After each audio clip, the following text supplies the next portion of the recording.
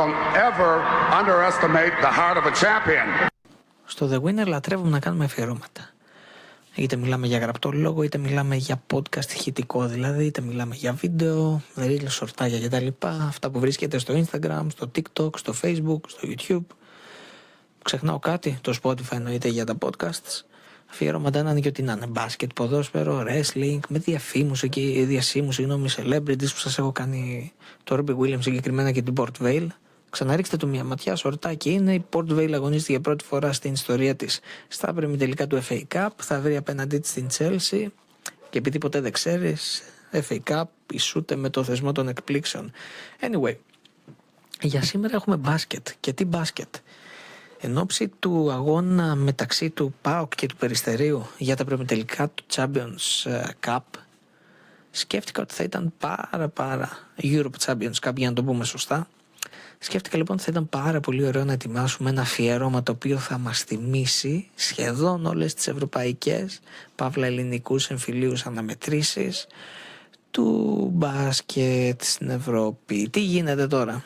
Σας λέω σχεδόν διότι έχω συμπεριλάβει τα πάντα εκτός της EuroLeague από τη σεζόν την οποία ξεκίνησε να γίνεται τη regular season κλειστό κλαμπ και βλέπουμε έκτοτε υποχρεωτικά 2 φορές το χρόνο το ζευγάρι Ολυμπιακός Παναθηναϊκός. Το θεώρησα περιττό, οπότε και θα σταματήσουμε όταν φτάσουμε με το καλό στη EuroLeague στη σεζόν 13-14.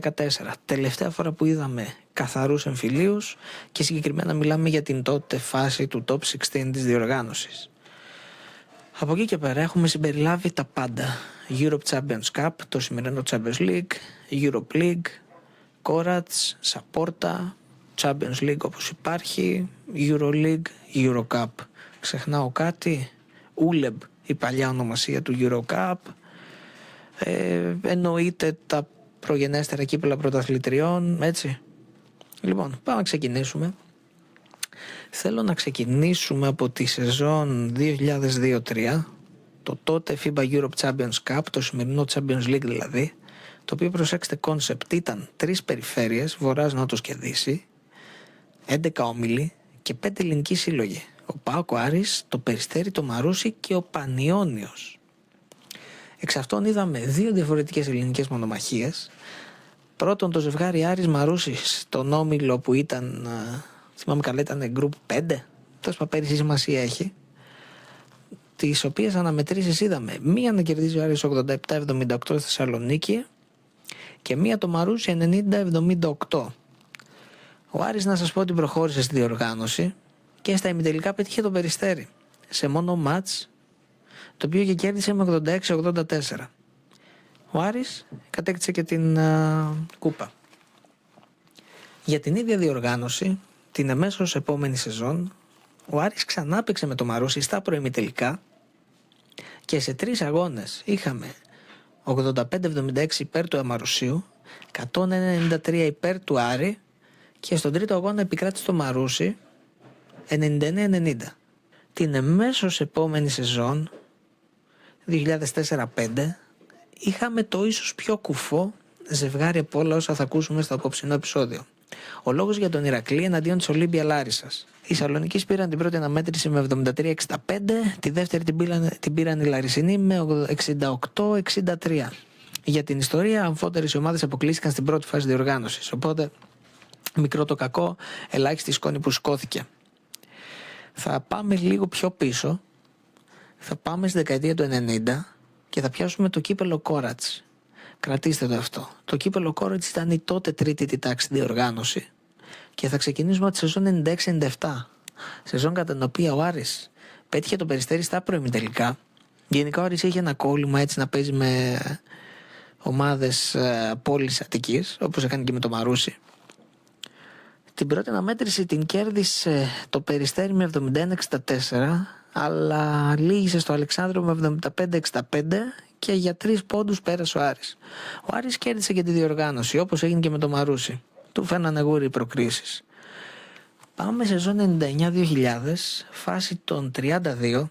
Τι σας είπα πριν για το Ηρακλής Ολύμπια Λάρισσα, το πιο κουλό ζευγάρι? Ίσως τώρα να το ξανασκέφτομαι με αυτό που βλέπω. Νέα Αρίστα εναντίον Περιστερίου. ποιος να πόνταρε τι, ότι θα παίξουν αυτές οι δύο ομάδες ελληνικό εμφύλιο στην Ευρώπη. Ούτε νομίζω οι ίδιοι. Δεν υπάρχει τέτοια περίπτωση.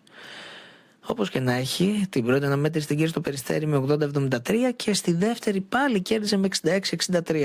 Πάμε τώρα να προχωρήσουμε λίγο. Παραμένουμε στην τρίτη τάξη διοργάνωση.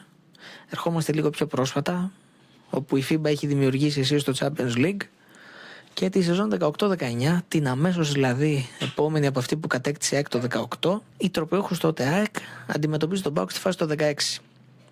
84-75 μετακόπων και βασάνων νίκη για το δικέφαλο του Νότου στο ΆΚΑ. Άλλο στον επανελλειπτικό στην Πηλαία κέρδισε ο ΠΑΟΚ στον Πόντο με 63-62. Champions League 23-24 σεζόν, όμιλοι της φάσης των 16. Προμηθέας ΑΕΚ το ζευγάρι. 79-67 το σκορ στην Πάτρα, 80-79 δεύτερη νίκη των Πατρινών μέσα στην Αθήνα. Έλα όμως που η τύχη είναι περίεργη και την αμέσως επόμενη σεζόν 24-25 πάλι έχουμε το ζευγάρι ΑΕΚ Προμηθέας. Αυτή τη φορά η ΑΕΚ και πάλι στην φάση το 16, έτσι, για τους ομίλους. Αυτή τη φορά όμως η ΑΕΚ ήταν αυτή η οποία κέρδισε και τις δύο αναμετρήσεις, 82-61, 97-76 άλλοι. Και επειδή το Champions League είναι τρόποντινά ο θεσμός της ΑΕΚ, και φέτος μέσα στο Γενάρη και το Φλεβάρι είδαμε δύο φορές την ΑΕΚ να αντιμετωπίζει την Καρδίτσα. Κέρδισε και τις δύο αναμετρήσεις, 88-73 η πρώτη αναμέτρηση στην Αθήνα, 21 Ιανουαρίου, 10 Φεβρουαρίου, 62-90 εκοφαντικότατη θα λέγαμε νίκη μέσα στην Καρδίτσα. Άδοξη πορεία της Καρδίτσας, δεν κατάφερε να σημειώσει ούτε μία νίκη στον όμιλό της στη φάση των 16.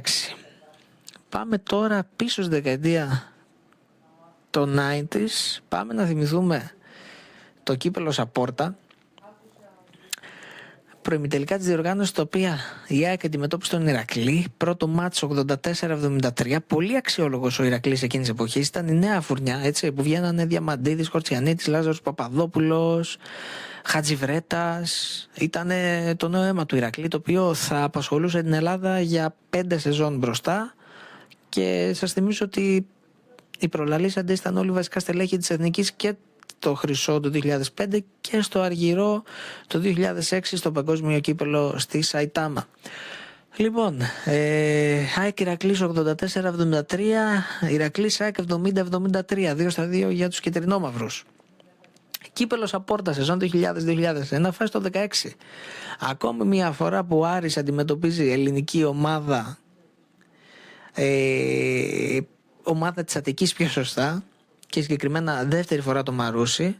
Πρώτη αναμέτρηση 88-76 νίκη του Αμαρουσίου και στη δεύτερη το Μαρούσι πήρε την νίκη στα χαρτιά με 20-0. Γιατί οι παίκτες της ομάδας του Άρη έκαναν απεργία, διαμαρτυρώμενοι, δεν κατέβηκαν ποτέ και το Μαρούσι πήρε και την πρόκριση στα προημιτελικά. Συνεχίζουμε. Πάμε στο ULEB Cup. Είναι το NIN Euro Cup αυτό, έτσι. Έχει αλλάξει ονομασία, έχει φύγει το Σαπόρτα, έχει έρθει η ονομασία της ULEB. Σεζόν 2004-5, προημιτελικά της διοργάνωσης. Ακόμη ένα ψιλοκουφό ζευγάρι, Μαρούσι Μακεδονικός. Έχει κάνει φοβερές πορείες το Μαρούσι, by the way, έτσι, και θυμίζουμε ότι έχει και ευρωπαϊκό κύπελλο. Κλείνει η παρένθεση. 89-92 νίκη για το Μακεδονικό στο πρώτο μάτς, 76-75 και νίκη για το Μαρούσι στον επαναληπτικό. Για το Μαρούσι, συγγνώμη, στον επαναληπτικό. Δηλαδή ο Μακεδονικός προκρίθηκε, παιδιά, για 2 μόλις πόντους, ένα καλάθι. Τρομερά λεπτές ισορροπίες. Πάμε να συνεχίσουμε. Πάμε να φτάσουμε στη σεζόν 2005-06 πάλι για το ULEB Cup. Top 16, Άρης εναντίον Πανιωνίου. Ομηρικές μάχες στα παρκέ. Τότε ειδικά ο Άρης ήταν στα πολύ καλά. Το Πανιώνιο, η αλήθεια είναι ότι ήταν ένα κλικ πίσω. Την πρώτη αναμέτρηση την κέρδισε ο Άρης με 72-70, τη δεύτερη με 112-105. 112-105. Σκορ σύγχρονο NBA, έτσι. Τότε στο NBA δεν μπαίναν τόσο οι πόντοι, δεν βλέπαμε τόσα καλάθια. Θυμίζω τώρα για μέσα 2000, με ομάδες οι οποίες βασίζονταν στην άμυνα τύπου Detroit Pistons, San Antonio Spurs, Indiana Pacers. Αμινάρες. Sacramento Kings, καμία σχέση με το σήμερα. Λοιπόν, Την ίδια σεζόν στο top 16 συγγνώμη, λάθος, γράψτε λάθος. Έβλεπα λίγο μπροστά. Πάμε. Eurocup 2008-9. Regular season, τέταρτος όμιλος, Πανελλήνιος εναντίον Άρη. 77-72 πρώτη αναμέτρηση νικητής ο Πανελλήνιος, 71-69 πάλι νικητής ο Πανελλήνιος και μέσα στο Αλεξάνδριο. Και εδώ κολλάει αυτό που θα σε έλεγα πριν, ότι την ίδια σεζόν για το top 16 ο Πανελλήνιος αντιμετώπισε το Μαρούσι. Ζεύγος αναμετρήσεων. Στην πρώτη αναμέτρηση ο Πανελλήνιος κέρδισε με 85-83, αλλά το Μαρούσι πήρε τη νίκη και συνάμα την πρόκριση στον επαναληπτικό 71-59. Και τώρα περάσαμε από το ορεκτικό, φτάσαμε στο κυρίως κύπελλα πρωταθλητριών. Μια διοργάνωση την οποία, εντάξει, τα τελευταία χρόνια μονοπολούν ο Ολυμπιακός με τον Παναθηναϊκό σε βαθμό ενοχλητικό. Ανοίγω μια παρένθεση. Δεν μπορώ να καταλάβω πραγματικά τι είναι όλη αυτή η κατάσταση τα τελευταία πολλά χρόνια που έχουμε αυτή τη διοργάνωση της EuroLeague, στην οποία είναι πρακτικά ένα κλειστό κλαμπ με συμβόλαια. Όποιος έχει τα λεφτά μπαίνει, όποιος έχει τα λεφτά κάνει ό,τι γουστάρει. Βλέπουμε κάποιες προσπάθειες που πάνε να γίνουν στο EuroCup, τη δεύτερη τάξη διοργάνωση, αλλά και εκεί λίγο πολύ παιδιά είναι το ίδιο. Αν έχεις λεφτά συμμετέχεις, αν δεν έχεις λεφτά κάθεσαι σπίτι σου. Εξετάζουμε ένα σενάριο φανταστικό. Αύριο μεθαύριο πάει ο διάολος στο ποδάρι και παίρνει το πρωτάθλημα. Ο Προμηθέας, η ΑΕΚ, ο ΠΑΟΚ, ο Άρης. Βάλτε εσείς ποια ομάδα θέλετε, δεν μας ενδιαφέρει. Λέμε ότι δεν το παίρνει ο Ολυμπιακός ή ο Παναθηναϊκός. Ποιο θα είναι το αντίκρισμα? Θα είναι το πιο διάφορο πρωτάθλημα όλων των εποχών ή όχι? Δεν θα μπορεί να συμμετάσχει αυτή η ομάδα στην Ευρωλίγκα γιατί δεν έχει συμβόλαιο. Όπως και ο Ολυμπιακός. Συμμετείχε στην Ευρωλίγκα ενώ ήταν στην Α2. Δηλαδή.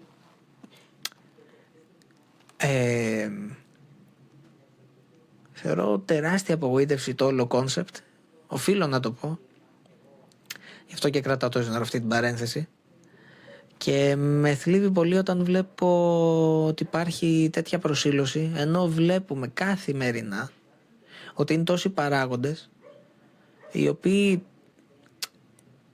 σε εισαγωγικά πάνε το μπάσκετ πίσω αντί να το πάνε μπροστά.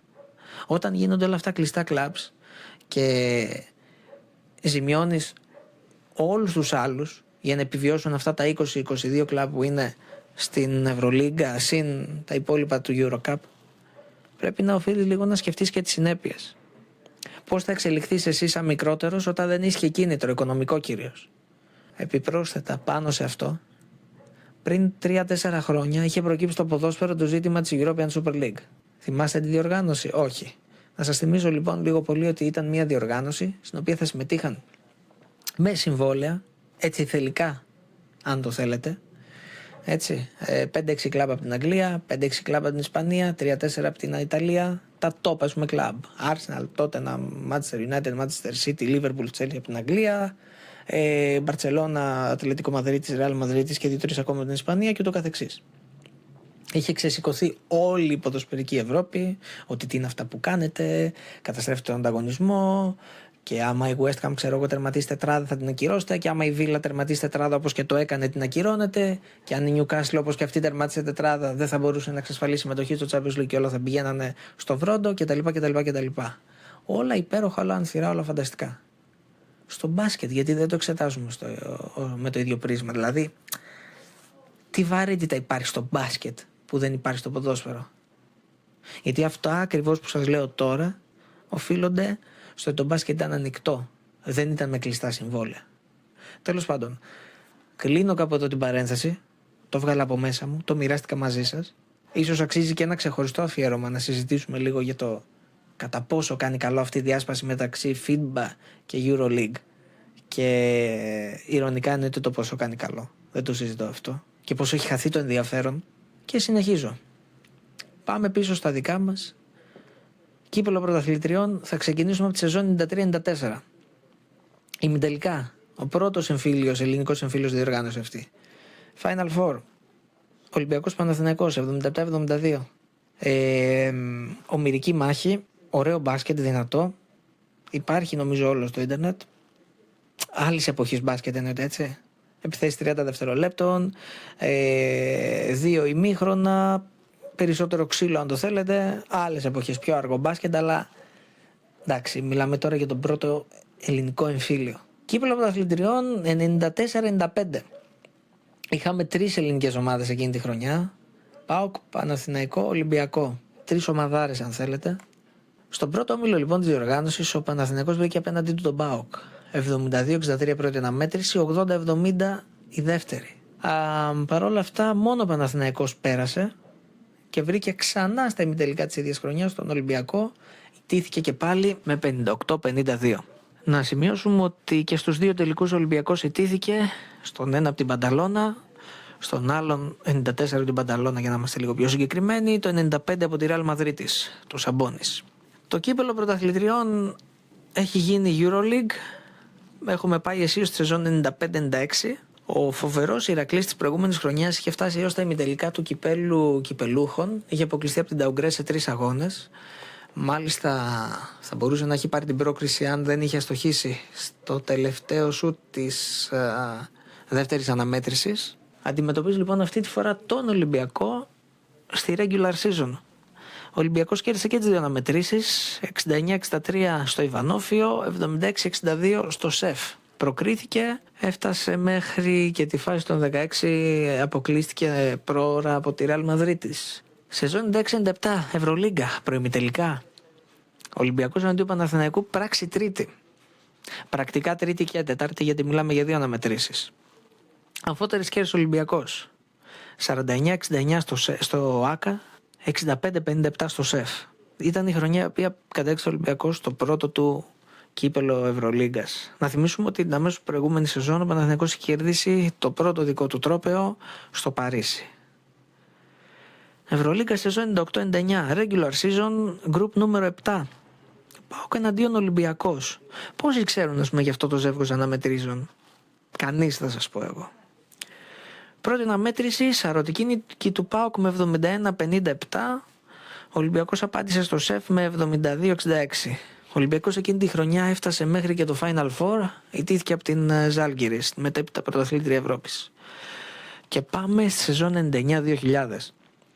Εκείνη τη χρονιά το Final Four θα γινόταν στο νεόκτιστο γήπεδο, κλειστό μάλλον, της Πηλαίας. Ο ΠΑΟΚ, να αναφέρω ότι εκείνη τη χρονιά είχε βάλει πολλά λεφτά, είχε αυξήσει ραγδαία το μπάτζετ του και κυνηγούσε την ευρωπαϊκή καταξίωση. Στη regular season στο έκτο group κλήθηκε να αντιμετωπίσει τον Παναθηναϊκό. Τη μία αναμέτρηση την κέρδισε ο Παναθηναϊκός ο ΠΑΟΚ με 75-71, την άλλη την κέρδισε ο Παναθηναϊκός με 77-69.